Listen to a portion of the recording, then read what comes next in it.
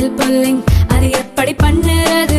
காலையில் எழுந்ததும் எதுவும் சாப்பிடாமல் இதயம் வளர்த்தை வாயில ஊத்தி நல்லா கொப்பளிக்கணும், அப்புறம் அதை துப்பிடணும். இதுதான் ஆயில் புல்லிங்.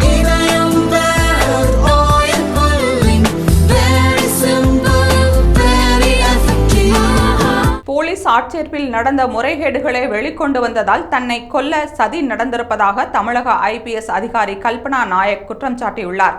இதுகுறித்து டிஜிபி சங்கர் ஜிவாலுக்கு கல்பனா நாயக் அனுப்பியுள்ள புகார் கடிதத்தில் 2024 ஜூலை 29 அன்று சென்னையில் உள்ள எனது அறையில் நடந்த தீ விபத்து குறித்து பாரபட்சமற்ற முறையில் விசாரணை நடத்த வேண்டும்.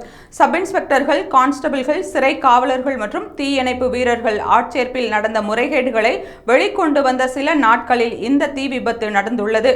சென்னை உயர்நீதிமன்ற உத்தரவை மீறி நடந்த இந்த ஆட்சேர்ப்பை தடுத்ததால் தமிழக அரசுக்கு ஏற்படவிருந்த அவமானம் தடுக்கப்பட்டது.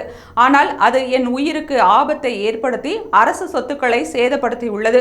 விபத்து நடந்த ஒரு நாளிலேயே போலீஸ் ஆட்சேர்ப்பு பட்டியல் எனது ஒப்புதல் இல்லாமல் வெளியிடப்பட்டது என்று தெரிவித்தார்.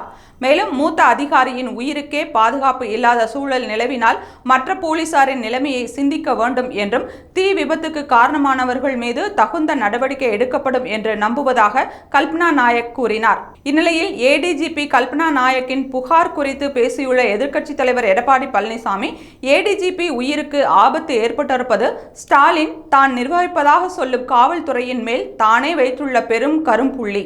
இதில் தொடர்புடைய நபர்கள் மீது கடும் சட்ட நடவடிக்கை எடுக்க வேண்டும் என்று தெரிவித்துள்ளார்.